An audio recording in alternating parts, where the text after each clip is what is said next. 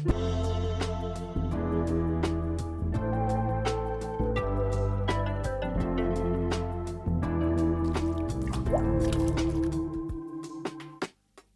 everyone, it's Tabria back with another episode of Milk Drunk. My guest today is Cameron Oakes Rogers, the founder of Convos with Cam podcast, another Dear Media favorite that's focused on making healthy living approachable with thought-provoking conversations on wellness, mental health, motherhood, and popular culture. Cameron's goal is to break down barriers and create a safe space on the internet for moms. She is also unapologetically dedicated to dismantling the stigma surrounding mental health. She's a community curator, a mother of two, and she recently launched her first Substack called Fill Your Cup. Welcome to Milk Drunk, Cameron. It's so nice meeting you and getting to hang with another Bobbie mom. So that's really fun. I'm so excited to be here. Yeah, I have an 8-month-old daughter myself, so Congratulations. You're ahead of me. Thank you. In the mom game, which means I have a ton to learn from you, and I'm really excited to delve into all of that today and get your expertise on things. But I wanted to first start off with talking about your pregnancies, how they differ from one another, especially the postpartum experience. I hear a lot of people say, every pregnancy is different, every baby is different. I don't hear them talk about the postpartum experience being different. So I'd love to delve into that as well. Could you just tell me what your pregnancies were like and how they were different from one another? Yeah, I mean, it's so true. I always remind myself and my friends and everyone about the fact that from conception to postpartum adulthood, the experience is so different for every person. And for me, my pregnancies were pretty similar in symptom manners where I had the same feeling like I was going to throw up the whole time stuck in my throat. That disgusting morning sickness where everything seemed disgusting, but I was starving at the same time, that vibe. But for me, they were different mentally and physically. I do pretty well during pregnancy in terms of I don't have any health issues. I am gaining a normal amount of weight, quote unquote normal. I physically feel okay-ish, but mentally pregnancy is very hard for me.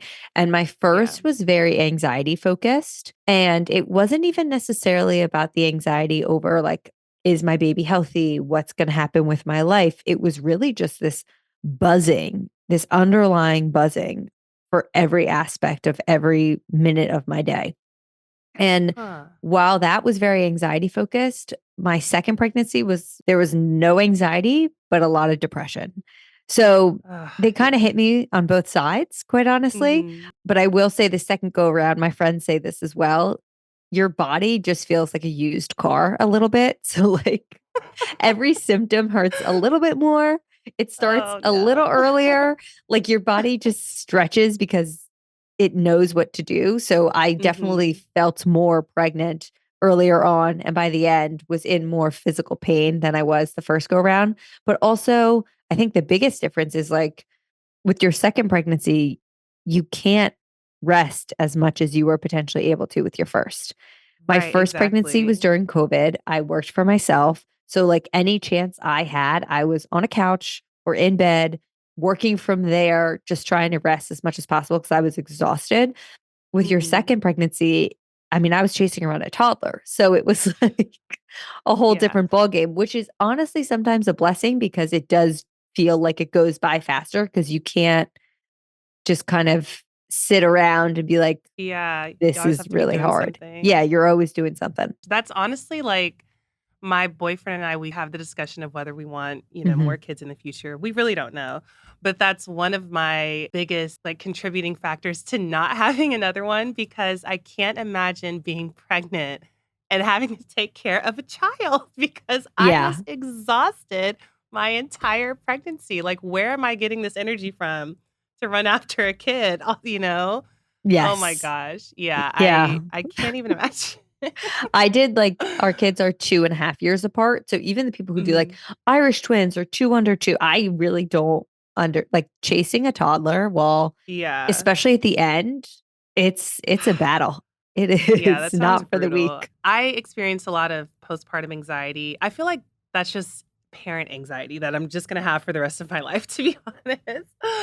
But I don't think I ever addressed it Mhm. as well as I should have. I just accepted like, okay, this is something I'm dealing with as a new mom and everybody goes through it, so just deal with it. Did you do anything in particular to deal with your postpartum depression or anxiety or any of those like emotions that you felt? Yes, mainly because I was in a place where I was like, "This is not at all how I wanna function." Like, I hit a Mhm. point where I knew I didn't wanna live like this. I knew I didn't want to be a mom like this. I knew it was just impacting every aspect of my life. So for me, A, when I stopped breastfeeding, played a huge role in that. B, Mhm. I was in and still am in weekly talk therapy. So continuing that and working Mm. with a psychiatrist on my dosage for my medication. I took a step back from work for a period of time to really like be able to give myself time to focus on this and like Mhm. find how I can choose joy. And I remember I'm actually kind of in this same window of time right now as I was when I was like the most depressed the first time. And I feel very different, but I do feel this similar desire to like reconnect with myself and give myself the space to like do things to fill my cup, like Yeah. you're coming out of this like newborn haze. Like at this point, my baby's finally sleeping. I'm getting to a place where I can start waking up a little bit before him and have time for myself so that it's not like serving others from the second I wake up. Yeah. And I used to like put on my noise canceling headphones and blast music in our apartment and just dance like a lunatic at 6 in the morning. I would journal, movement's really important for me, getting Yeah. outside. So those are the ways that I prioritized it. And Mhm. I don't feel at all the same depression or anxiety I felt the first go around, but I also am still trying to prioritize those things because I want to be the happiest version of myself that I can be for my kids. For sure. Yeah. It definitely makes a big difference. And like you said earlier, that essentially a happy mom is the biggest contributing factor to a child's success. Yes. That was a study done too. Yeah. I don't know if you knew that. Yeah, yeah, yeah. It's so important. And I haven't really done anything like that. I try to just make sure I get time to myself every day where I can just decompress and Mhm. focus on myself, do self-care, or just to do nothing, No, honestly, just to literally, just sit lay in and bed do in nothing and not silence. have a baby attached to me. Because right now I was gonna ask you about this. We're weaning off Mhm. breastfeeding. I mean, I made the decision to stop a few weeks ago, but she hasn't, and she's still, like, always clawing at me, and did you go through any hardships through weaning with your boys? So, my weaning journey was difficult, but not in the same manner because with my Mhm. first, I did it at 5 months, and I think the most difficult thing for me was I thought it was just kind of like you flip the switch, the Right. boob shut off. I didn't realize, like, what the process entailed. And with Mhm. my oversupply, I was getting mastitis. It Mm, was yeah. it was just really painful and hard. But Yeah. my first was still young enough, and we had been giving him bottles of breast milk during his night feed. He didn't have the nipple confusion. He was kind of an easy transition. And with Mhm. my second, he was so young at 8 weeks that, like, the weaning process can be more difficult the older the kid gets on Yeah. the kid. Not difficult on the Mhm. kid, but the kid is more capable of showing signs of actually wanting the boob because they're an older child, like Right. they're more equipped to state their desires and wants and like physically can try to get to your boob. Yeah. So, I didn't struggle with any of those things, but your feelings are very valid. Yeah. I have, like, hickeys all over my boobs right now because she's just, like, so relentless, but, just Oh my taking it goodness. day My by girlfriend day. is going through a similar thing with her 1-year-old where Yeah. it's just like she just wants what she wants. How are your births, though, with each of your sons? Like, Amazing. really? I love Yeah. to hear that. I I had hear such so an many incredible traumatic birth. birth stories, so I love hearing positive ones. Yeah, I mean, I realize that this is not the case for some, but I also think that it's helpful to hear positive Yeah. stories. So, with my first, I was induced with both. I had started the labor process on my own. for both of them. But with my first, I had lost my mucus plug. I was like dilated a bit and I was having contractions and I was contracting for like 24 hours and I had a scheduled induction for that next day. So my doctor was like, why don't you just come in now and we'll get you induced so you Mm. don't have to like labor longer at home.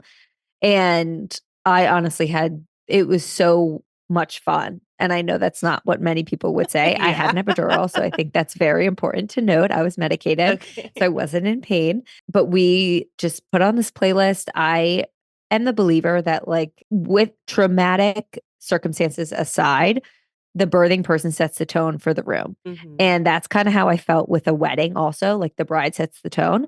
And I went in being like, I just want this to be fun. I want to have a party. I want everyone to be enjoying themselves. I want to bring this baby into this world with like excitement and joy. So we were literally like having ourselves a party in the delivery room. Oh my He was born pretty gosh. quickly. There were no complications. It was wonderful. My second, I had prodromal labor, which I had never heard about, but I was 4 centimeters dilated and contracting for 3.5 weeks. Oh my So, goodness. yeah, that was a wild experience, something I was not mentally prepared for because I Were didn't know it was a you were, thing. like, feeling those contractions the whole time too? Yeah, I went to the hospital twice because I really was like contracting every 5 minutes. Oh So my I was doing gosh. what I had been told to go to the hospital. And then I wasn't going into that next stage of labor. The first time it was too early, and the second time they were too booked to induce me. Eventually, I ended up getting induced. It was a wild ride. But once I got induced, it was an incredible experience in the sense that my body had been kind of going through this labor for so long Yeah. that by the second I got the epidural, they broke my water. I think it was like 3 hours later, he was in my arms and I pushed for all of 2 minutes. It was like he flew out of there. Oh So my it was a very gosh. positive experience. And again, we Yeah. had music playing. It was fun. Like it was just a very fun vibe. I've never heard someone speak about labor in terms of it being a fun experience, and I know. I It's think very rare. yeah, I think it's a different outlook, but it certainly could have positive effects on the outcome Mhm. of your labor. I know with mine, we were able to have a home birth, and I planned for that. I honestly was not expecting it to pan out, but it went well, so I had a positive birth experience Good. too. But yeah, I never thought of it as fun as fun, Well, but I mean, I had of an of epidural. course, right, So yeah, like yeah, I'm yeah. floating on a cloud. I'm in Yeah, heaven. but it's Was it so painful? I mean, yeah, it was. She was flipped up until the very end, Oh my so, gosh. yeah, the contractions were pretty gnarly. I was more nervous about the ring of fire and all of that, that I hear, women talking about, but it really wasn't that bad. I not and I'm not trying to Okay. I mean, that's downplay it, amazing. but yeah, it felt good to, like, push against that sensation. I hear a lot of people describe it like that too. It's like you are going to the bathroom. It's that same muscle that you're using, but anyway. No, but it's interesting you say that because with both of my deliveries, the nurses were like, okay, well, when you feel like you have to poop, that's when you need to make sure you tell us when you feel that Yeah, intense pressure, because then it'll be yeah. time to push. And the first time I was like, I had been induced, and then it was a pretty long time until he was born with my first. And I just kept turning to my husband, being like, I don't feel anything. And I don't know if I'm ever going to. So eventually they check and they were like, oh, we're ready to go here. And with my second, I told them, look, the first go around, I didn't feel it. I didn't feel that Mhm. pressure. And we were just laying there. I had like the peanut ball in between my legs. My husband and my doula and I were watching a TV show. And the nurse comes in and she's like, I'm convinced that you are ready to give birth because your contractions are so close together. Oh my And I gosh. keep having to move this like monitor for the baby's heart rate because the baby's moving lower and lower. And she's like, do you feel Mm. anything? And I was like, honestly, no. And she's like, all right, we're going to lie. You just have to say you're feeling this because I want the doctor to come in. I was like, great. Okay.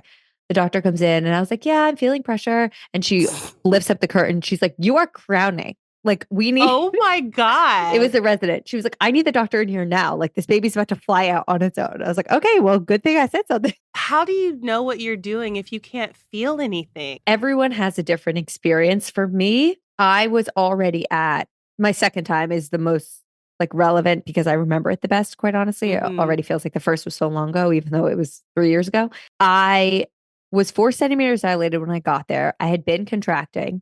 They broke my water before I got an epidural. So I felt that entire experience. And then the contractions were bad. And I was like, okay, I think it's like about to happen because this is real. Mm-hmm. And they put in the epidural while I was actually progressing to the final stage of labor. So when you were progressing to that final stage, did you get like the shakes and nauseous? I got very nauseous. Yeah. Yeah.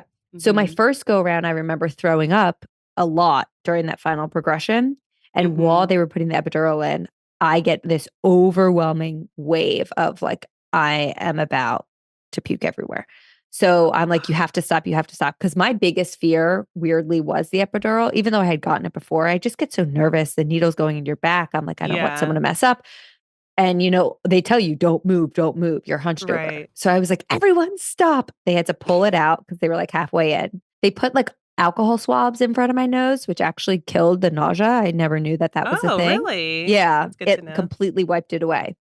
And then they were able to put the epidural successfully in. But then I don't know, I did it because it was a successful epidural, feel like from my hips down. So I didn't feel that pressure. I mean, my videos of me birthing my son, I texted my friend, my group of friends, like I'm literally laughing as he's coming out. It was Oh my very God. pleasant. So I am like a case story for a positive epidural experience. Yeah. You feel like slight pressure. I did. I felt slight pressure. But then when they were like, okay, it's time to push, he was out in basically one push. So it was just like a breathe in, exhale. He was small. I had labored for so long at this point that I think my body was just like, shot it out. Yeah. Just, yeah, get out. Yeah. I Like love we're that for done you, here. though. That's amazing. So, like you mentioned earlier, you're a Bobbie mom, and as am I. But can you give me a little insight into what your feeding journeys were like with your hmm two sons? Yeah. My first, we had a really hard time latching. He had a tongue tie. I had inverted nipples and it just like was not working for us. Mm-hmm. So we worked with lactation consultants and I used nipple shields and eventually we got his tongue tie released. Around like the second week, we were starting to figure out our latch and we were able to like not use nipple shields anymore. And then Mm-hmm. I had a wonderful breastfeeding experience. He was the type of Oh. baby that would like, I could feed anywhere. He would feed for extended, like good chunks of time. He wasn't refluxy, never spit up. Like it was kind of just a pop him on, he eats, we're done. Great. I loved the experience, but I didn't love what it was doing to my mental health or the fact Mm-hmm. that like it was really on me. He was exclusively breastfed for the first 5 months. So it just Yeah. felt I mean, it's a lot. That was around the time that I was struggling the most with my postpartum depression. And so that played into my decision to stop breastfeeding and switch over fully to formula with my first. With my second, I was very set on like from the beginning, we're going to combo feed. I don't want to put this pressure on myself, all Mm-hmm. of those things. And I was hoping that it would be an easier latch because I knew what was happening. And their experiences were quite honestly as opposite as they could get. My second came out and was on my boob within seconds, perfectly latched, like Really? breastfeeding. I was like, wow, this must be what it's like to know Yeah. what you're doing or any of those things. And then it was pretty much just down from there. He was very refluxy, very mucusy and congested, and my milk just did not work with him. I have Huh. a massive oversupply and a very fast letdown. So it's Mm-hmm. honestly like a fire hose drowning him, like just being Yeah. shot in his face. So the feeds were wildly uncomfortable for him. He Mm. was sucking in way too much air. He was incredibly so much spit up, so much discomfort, just like Mm-hmm. inconsolable. And we were doing on the boob, breast milk in the bottle, and formula. Mm-hmm. And I started to notice when my husband would be feeding him formula that it was a much more pleasant experience. And I'm like, Mm. wait, that looks very different than what's happening when he's on my boob. And my husband Yeah. watched him on my boob one feed and was like, this kid is in so much pain. So it was a mix of the latch, the letdown, the supply, and just something in my milk. I had cut out all of the things and I had this moment where I was like, this is not enjoyable for any of us. It's honestly Yeah. quite unenjoyable. I want to be able to be the best mom I can be to him and also our toddler. And so we decided to fully switch to formula. I think it was week 8 and like never look back. It was an amazing decision for Wow. us. Ugh. I I love to hear that because I think there's such strong stigmas. A Mhm. lot of people have such strong opinions about formula feeding your baby. And I like hearing that you had an oversupply and still it wasn't working out for you, because in my early postpartum days, that's something that I was really concerned about, because my daughter, she didn't have a good latch either. She had a tongue tie that we had to release, Mm. and she wasn't gaining weight because she wasn't properly latching. And it was just really stressful, and my supply didn't pick up until much later. And I just wish people understood everybody's experience is so different. There So are different. a multitude of reasons why breastfeeding a baby won't work, you know? Mhm. And it's something I didn't really even think about before. I thought everybody was cool with, "Oh, just feed your baby how you're gonna feed your baby. As long as they're fed, it's okay."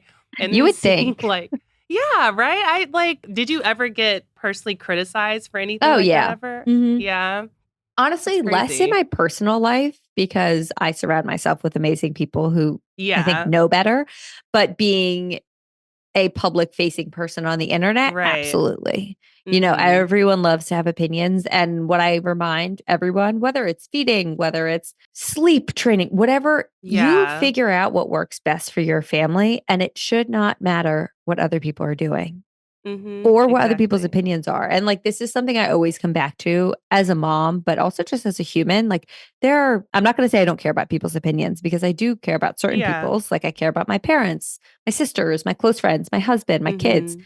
But if all of those people are supporting my decision, or really just if my husband and I are supporting our decision, especially around this Right. topic, then like it doesn't actually matter because no one else knows all of the rules. And like you mentioned with an oversupply, you would think like, you'd be set up, but an oversupply can be just as difficult to manage as an Yeah. undersupply. Similar with the tongue tie and lip tie and cheek ties. Like there's so much that goes into a latch. There's so much that goes into a production. Mhm. There's so much to make it this perfect match that it's going to be an enjoyable experience for everyone, which is why I think we all need to just mind our own business and how people are Exactly. feeding their children. Exactly. It's not that deep, you guys. It's really not. Like, it's Yeah. really not that deep.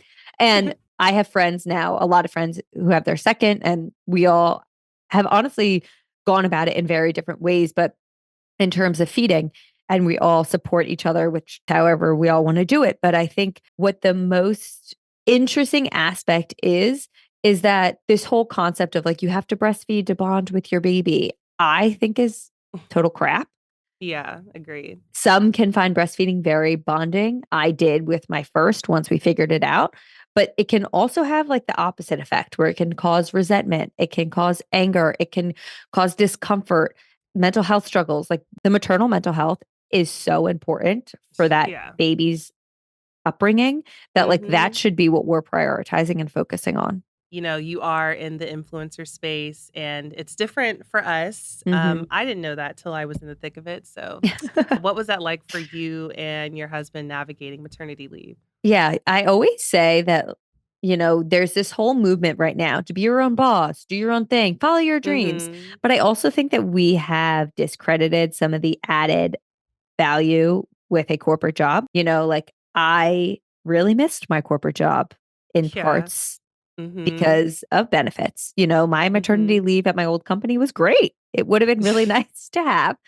I don't think I Yeah. would have wanted to return to that job personally, but Right. there are a lot of benefits in that corporate space that I think just get overlooked. That being said, there needs to be a lot of work done with the leave that we're providing For for sure. families. But for me, with our first, and I think this played into the downfall of my mental health, like I did not take off. I had paused my podcast for I want to say 2 months, but I was like on Mhm. my stories every day. I was posting every day. I was in my DMs, in my emails. Like there really was not much of a maternity leave. So with Mhm. my second, I was very adamant about making sure that there was because I think that Yeah. that was what really hurt my mental health. So for me, I worked my freaking butt off months 7 through 9 to make sure that there was a lot set up to be able to step away. So my Mhm. podcast continued because I was contracted to continue through my maternity leave, but it was all pre-recorded. Every episode, every ad was set, sealed, tied up with a bow, sent to the producers. So Mhm. the show was still releasing every week. trailers were still being posted, but I was not doing any of that.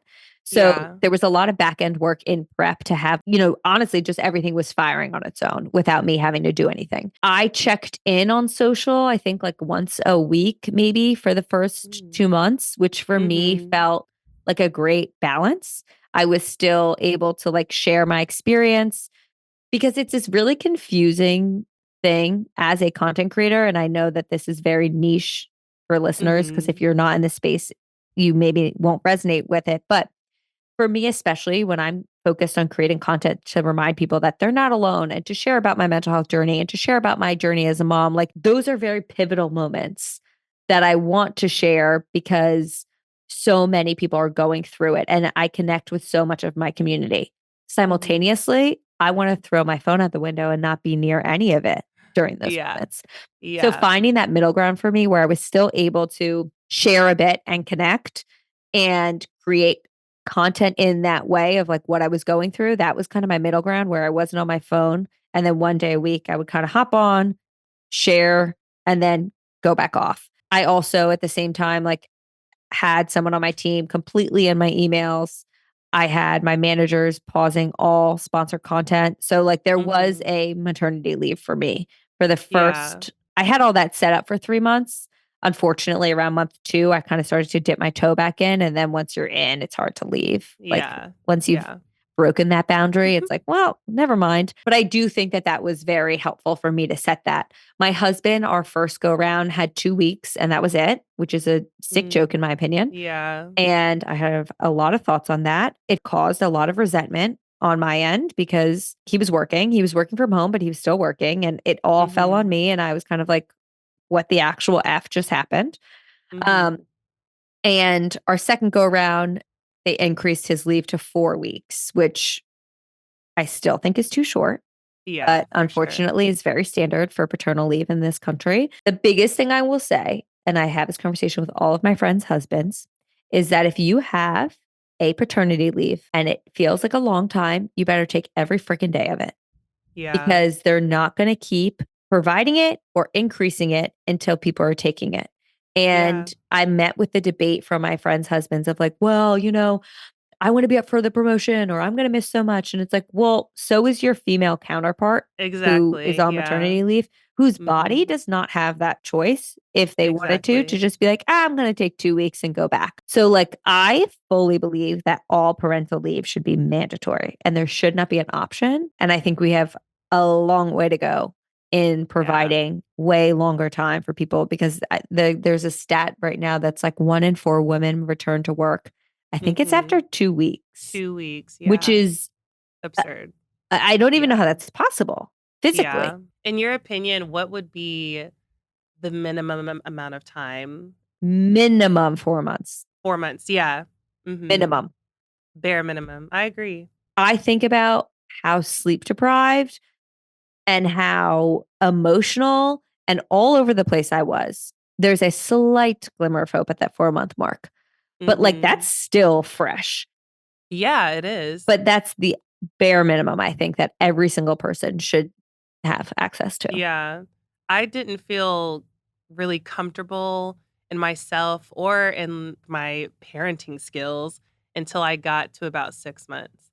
That's when it felt kind of comfortable for Mhm. me. But yeah, it's absolutely ridiculous, like, what they offer in this country. It's I get DMs all the time from people in other countries being like, I don't even understand what's happening over there. Like, right. what is going on? Literally, like, "Oh, you get a year maternity leave Mhm. and paternity leave? What?" It's crazy. Yeah. Well, you were talking about the opinions of others and how you Mhm. only care about your inner Mhm. circle, basically. I want to talk about your village because Mhm. it does take a village to raise a Yes, it does. child. Who is in your village? Did you have a lot of support outside of your husband when it came to your boys? So my village consists of family, friends, and Mhm. paid help. Mhm. So with our first, we didn't have any help overnight or with us for the first, like, I want to say 4 months, other than our parents. They would Mhm. come and help us with him during the day, probably like once a week, each of them. Our parents both live close by. They're incredibly Ugh, involved. Like, yeah, I it's love that. never a burden. It's never even like my mom texted me the other day being like, can I take him for this weekend? My toddler, because she has my Oh, nephew. She's like, I want to have them both. Like, they are so hyper involved in an incredible way. And they are ugh. very much like when they're here, they're in it. They're on the ground, they're Mm-hmm. playing, they're doing the diapers, they're doing all the things. So they're a huge part of my village, my parents and my in-laws, and I'm forever grateful for them. And Yeah. then we had a sitter when we were in New York with our toddler a Mm-hmm. few days a week. And my sister also lived in my building. So, like, she was part of my village, a huge part. And now, with my second, we've moved to the suburbs. So, our village Mm. still consists of both of our parents. Now, I'm actually closer to my older sister. So, she's an integral part of our village out here. And we've created a bunch of amazing friends in our neighborhood who, like, I say we're kind of living this dream that I've always dreamed of, where we have this kind of like, I'm going here. Who needs something? I'm dropping donuts off at your door. Can I take your kid for an hour? Like, hey, can you Yeah. watch him while I go do something? It's very familial like that. And Yeah. then we actually just hired a full time nanny for the first time, which has been life changing for me. We're 3 weeks Yeah. in and I'm so grateful. And then with our second, we had a night nurse 3 nights a week for the first, I Oh, think it was yeah. 6 weeks.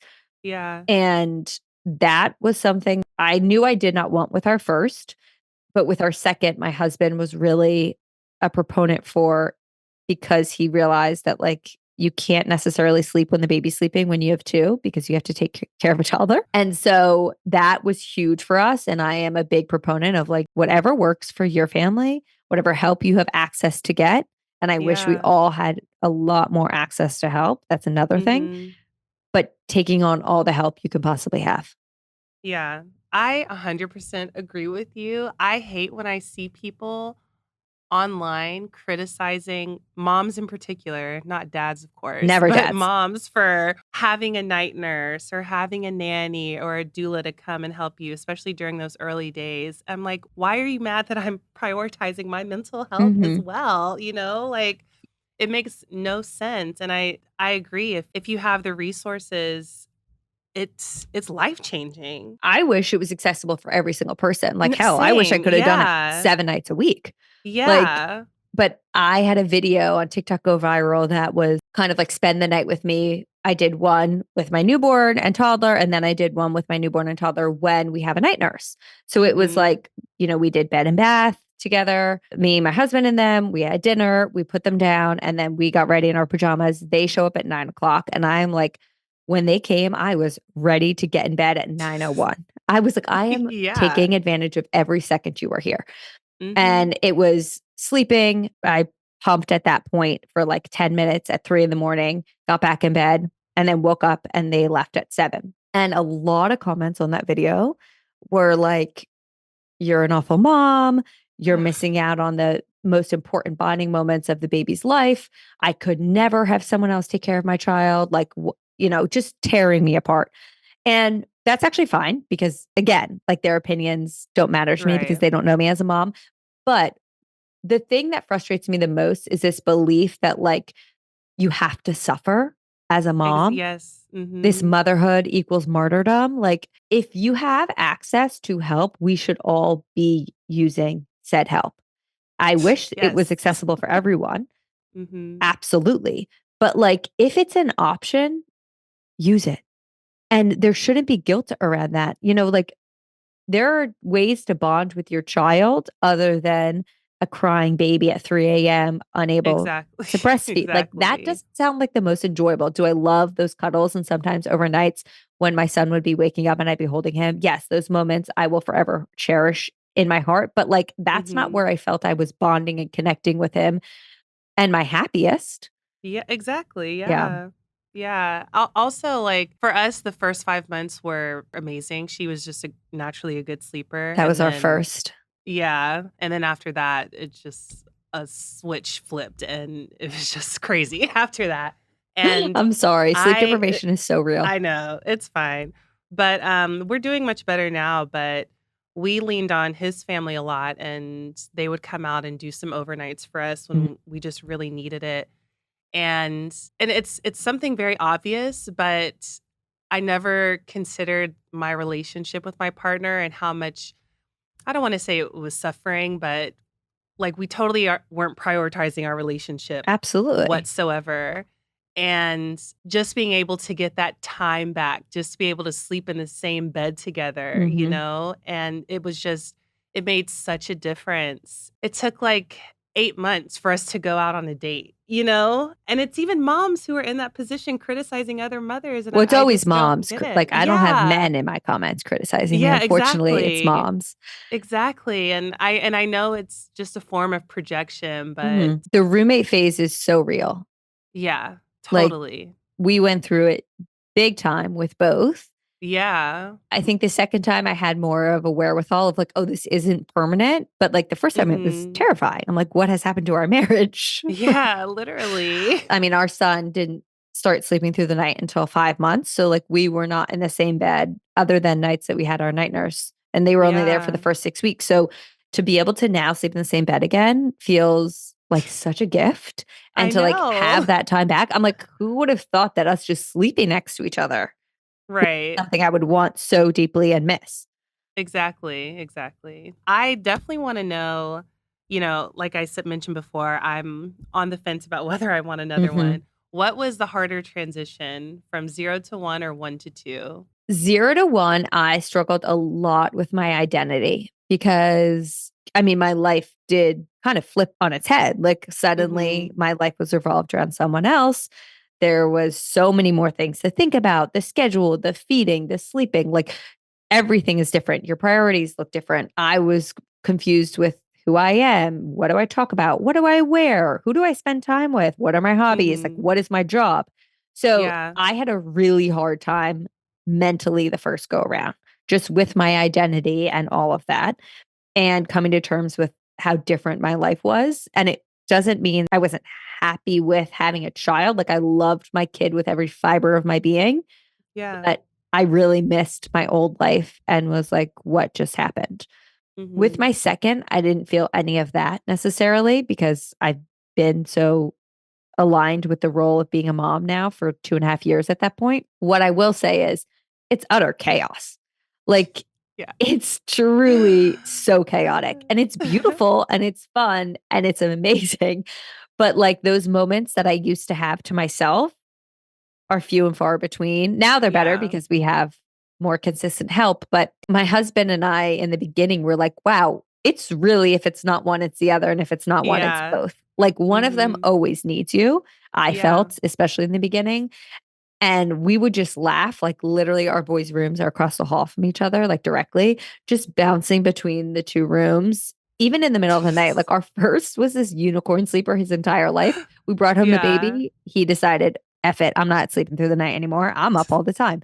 And so we would just be like passing ships in the night, literally passing in the hallway between the two boys' rooms. And it just felt very like being pulled in two directions, which also played into Mhm. my decision to stop breastfeeding because I missed helping out with my toddler's bedtime routine because that was when I'd be Yeah. feeding our baby downstairs. And I wanted the opportunity for my husband to be able to do that so that I could do bedtime with our toddler sometimes. Like in the beginning, I Yeah. really missed my relationship with my toddler because I felt like I didn't see him. And I was Mhm. so worried about what is he going to think? Is he going to feel like I've just kind of left him? It's definitely a transition.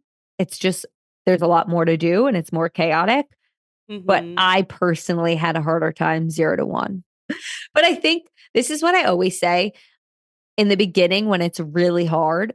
I feel like the hard parts will only get easier and the positive parts will only get more positive. Like watching them interact is so incredible. And that's only going to continue to get better and better and better.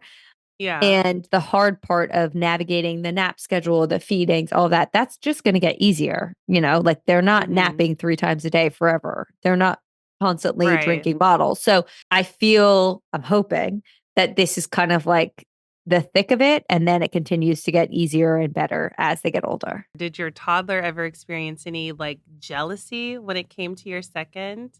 I was raised as an only child, so I don't know what any of that is like, but I'm just curious. Well, it's funny. I'm one of three and I don't remember it at all. Like, I don't Yeah. remember with my younger sister feeling those things. And we had a 5-year age gap. So I feel like I kind Oh, of would yeah. have. Our toddler, he struggled with his sleep after we brought home our baby, which is very Mm. common according to my friends. Mhm. That's kind of just like where those emotions of change show Mhm. for some kids. And he definitely just wanted whoever was holding our baby. Didn't matter who it was. If they were holding our baby, he wanted them.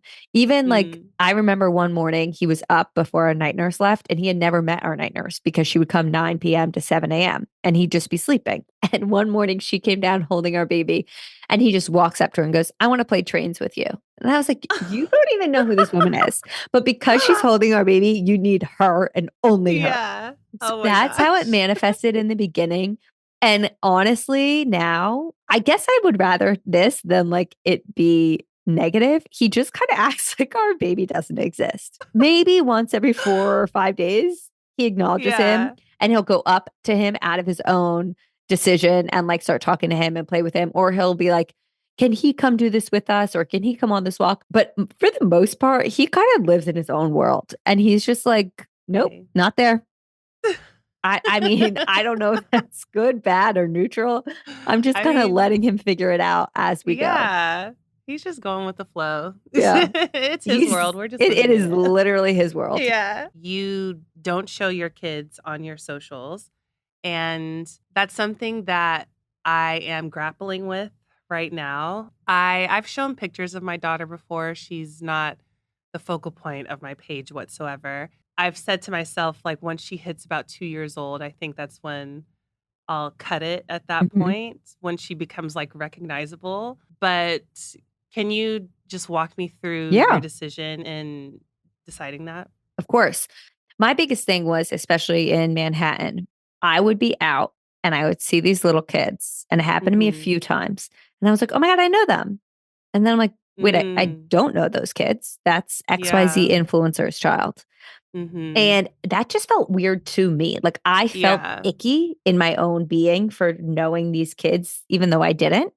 And Mhm. I kind of registered that for the future of like, I don't think I want people feeling that way about my child. Mhm. And I want to say before I say anything, everyone's decision, again, is their own. And people have a lot of opinions, even about the way that I've chosen to do this. At the bottom line, I'm their parent and I am making these decisions. Yeah. So for me, I knew that I didn't want that. I knew that I didn't want them to be like a focal face of my page. And when I gave birth, I shared like sporadically, maybe like once a month, my son was on my Mhm. page. There was no rhyme or reason of when I would, when I wouldn't. I was just kind of like more private with him, but every once in a while I would share him. And then I remember there being this turning point where I got a notification that I was tagged in a post and some Mhm. random daycare. It might be like all over the country, but I know it's in New York and it's very targeted towards like millennials and like the way that they're Mhm. trying to pitch themselves had a picture of me with my son on their feed being like ready for summertime. We were on the beach. And I was like, Oh my what is happening? I'm gosh. like, we don't go to your daycare. So it felt A, Yeah. like false advertising. B, it just felt violating. C, I know that that's not how this world works. I'm like, first of all, you have no right. Like, you're not, Exactly. as an Right. influencer, I'm like, absolutely not. Right.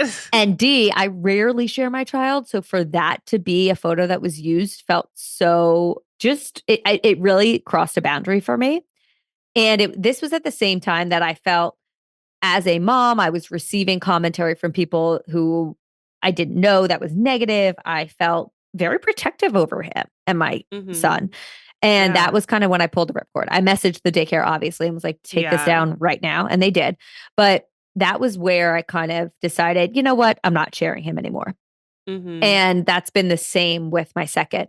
I then went a step further. And again, there was no malintent in anyone's actions. But I felt like when people were messaging me or commenting on my posts and using my kid's name, even though I had given them that name, like I referenced Mhm. them as their names, I just felt this weird, like, you don't actually know him. But it's the parasocial relationship that we feel as consumers. And I know that Totally. my consumers feel as I'm a creator that is so positive as the creator. It's how you build community. It has so many benefits. But I felt weird about having a parasocial relationship for my child with people. And for people to be calling him by his name, I was just like, eh. So I use pseudonyms for them. That's just what I've decided. It's not like their names are a secret. People Mm-hmm. know them, but I reference them Yeah. using pseudonyms. And, they're in my content in the sense of like, I share about motherhood. And so sometimes the back of their head is in a video or a picture. Yeah. Or, especially my toddler, he talks nonstop. And if I'm cooking dinner and I'm filming what I'm making for dinner or for his lunch, he's sometimes behind the camera talking to me. So, like, Yeah. they're not a mystery, but I just would prefer to keep their faces private. Yeah.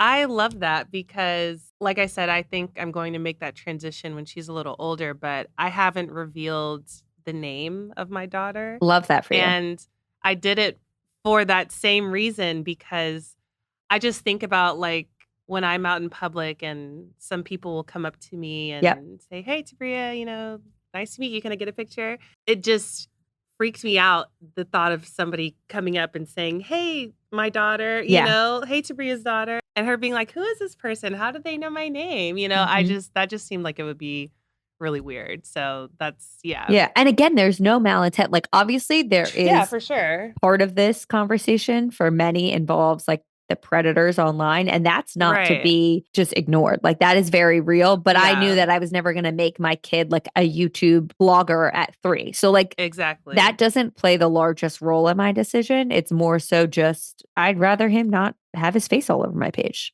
Yeah. I wanted to circle back to something discussing postpartum. Mhm.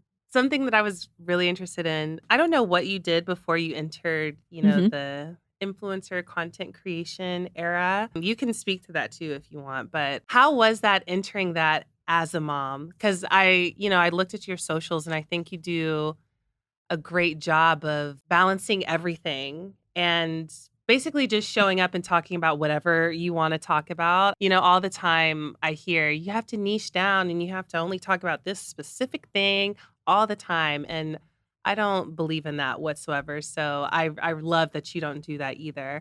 But how was it navigating, content creation Mhm. as a mom? So before this, I lived a completely different life. I was in Mhm. sales and trading at JP Morgan, like very corporate, 11, 12-hour days at a desk, very different. And I started my account while I was there, and my account was solely focused on food. You never saw Mhm. my face. You would have no idea who was behind the account. A few of my friends knew, but not even. And the biggest difference for me was when I did end up quitting, and that's a whole separate story. But when I left to try and make this happen, when I Mhm. started sharing more about myself and my day to day and my mental health struggles. And I've always been someone who sometimes it bites me in the ass, but like I don't have much of a filter and I feel Mhm. very comfortable talking about anything with anyone, quite honestly. Yeah. Like I am a very open book when it comes to my own stuff. And I've always had this ability when I meet people to connect in that way and to really have like the honest conversations. And I think that that's why I built such an incredible community. And I remember feeling, what you say about niching down versus not having a niche. Sometimes I think it's my greatest strength. Sometimes I think it's like my biggest downfall of not Mhm. having a niche because I think it can hurt me, but I also think it helps. Yeah. Depends on which I day and feel what the my exact same mentality way, is. Yeah. by the way, so I I'm feel like, you. it depends on the day, how I'm feeling about Yeah. work. But I think for me, the thing that I promised myself when I first started this, the first was like, if I want to show up, I will show up however I am that day. Mhm. I'm not going to fake something. I'm not going to force something. And I sure as hell, I'm not going to set these like unrealistic standards of I have to look a certain way. I have to have makeup done. My Yeah. hair has to be done. And this started 4 years ago now, where I committed to like, I'll never have a filter on my stories or posts.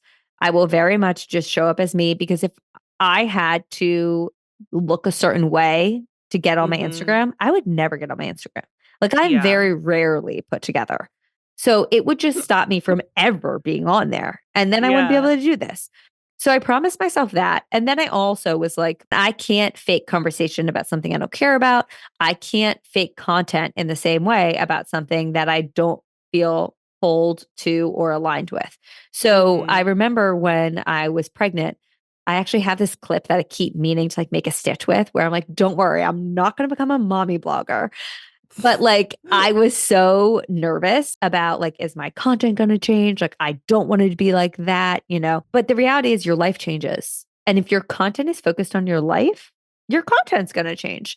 And I've Yeah, had this naturally. conversation with a few people in my DMs who like maybe are upset that I talk about being a mom so much. I'm like, but I'm a mom. Yeah. And I get it if that doesn't resonate with you anymore. You don't have to follow me. I'm not forcing you to watch my content, but like Mm-hmm. I can't make content about being single in your 20s and dating because Right. A, I never lived that, but B, that's not my life right now. Yeah, exactly. Like I can't make content about raising teenagers because I have no idea what that is. Like if I'm going to make content centered around my stage of life and my life, then it's going to evolve with me. And it's been beautiful in the sense that I have grown with parts of my community. I've found new members of my community. And also, like, sure, I'm sure some people have left. Some people have left and come back after they had a kid. Some people are still here Yeah. who don't have kids and are just interested in it. But I think the biggest thing is if you're going to be a quote unquote non niche creator and you want to share what's happening, then like your content's gonna evolve and change as you change. Totally. I resonate with all of that so much, being a non-niche creator, and especially when it comes to showing up as your authentic self, Mhm. or what I do if I'm just not feeling, I just don't show up at all and just, take a break for the day or however long. It's definitely an interesting space, and I don't know, finding my identity as a mom and being a model and an influencer and Mhm. wrapping all that up into this package for people to receive. It's something I'm definitely still navigating, but I think, people like you, and we have other guests that we're going to have that follow that same, like guideline when it comes to social media. I think it's a great thing. And I love how you present yourself. I love how you present your kids. Thank you. Yeah, you seem like super cool, super chill. Last thing, we always ask our parents on here if you have any parenting advice or hacks. What was like the best thing you learned? Do you have anything like that? Okay. Well, I have a few.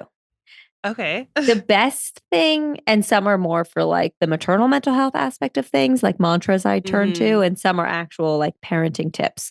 I really thought that like I did the damn thing with my first because he slept so well. And I was like, I'm such an amazing mom. Look at what I've done. Yeah.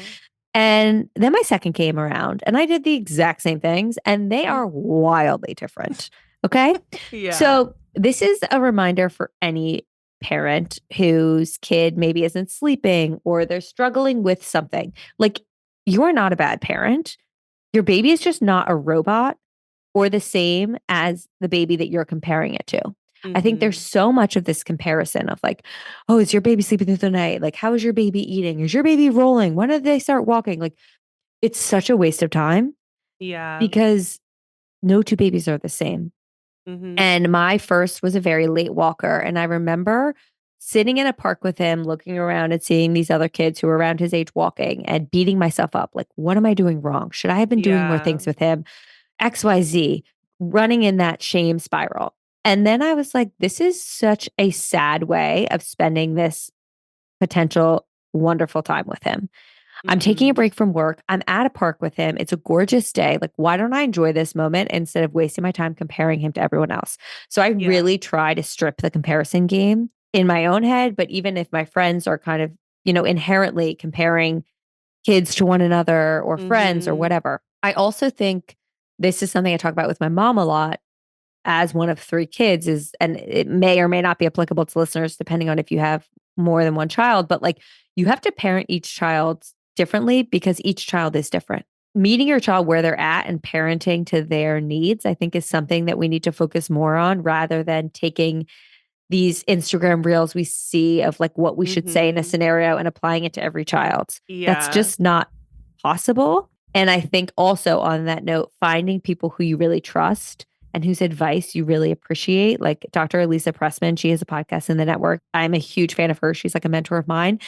Mm. Having people who you trust to turn to, whether you're consuming their content or you have direct access to them, and like Mhm. quieting the outside noise because there are 10,000 opinions out there. There are 10,000 ways to do different things. And like you have Yeah. to trust that you know what's best for you, your child, and your family. I love that. I'm taking that because I'm very guilty of the comparing my daughter to other kids and where they are developmentally. And I'm like, she's a baby. She's growing. She's figuring things She's out. Like, figuring let it her just out. figure it out. Yeah. It's Yeah. gonna be on her time. I remember my mom being like, I'm so surprised you're not more stressed that he's not walking yet. And I'm like, what? Hold on. I would be doing more and I would be potentially concerned if doctors said that they thought that something was wrong. But Right. given the fact that his appointments, the doctors say he's fine, I'm like, he's just figuring it out on his own time. Yeah. Well, Cameron, thank you so much for chatting with me today. You provided such great insight into parenthood and postpartum journeys and just maternal relief in general. And I want to know, where can we find you? Plug everything. Thank you for having me, first of all. So on social, it's at Cameron Oaks Rogers on Instagram and TikTok. You can find me there. Honestly, I say it's like motherhood, mental health with a side of cursing. It's just kind of everything. Yeah, And I love then I that. have a show also with Dear Media, Combos with Cam, Conversations with Cameron, and we release episodes every Wednesday morning. It's a mix of solo episodes where I dive into like personal topics and walk you through my own journey, and then conversations with incredible guests, whether they're experts, friends, family members. It's honestly just a show focused on having fun, feeling our best, and there's a lot of talk about mental health and motherhood. I love to hear all of that. Thank you again, and I'll see you guys next week. Thank you.